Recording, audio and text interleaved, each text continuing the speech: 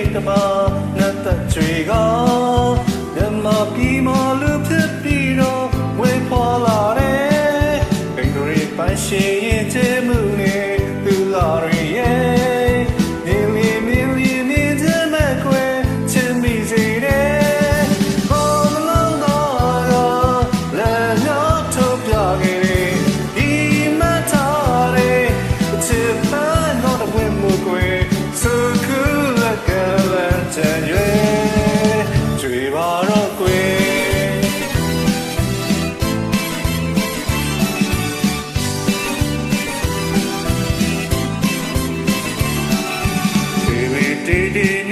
ခဲ့သမျှ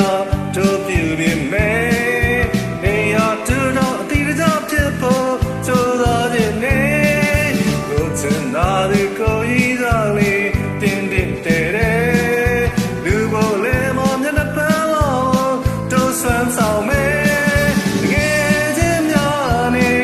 အပြောပါလေလျှော်ပါမယ်အိမ်မြဲပါမယ်တကောင်းကြီးနဲ့လက်ထမလဲမရင်တော့လိမ္မာပါမယ်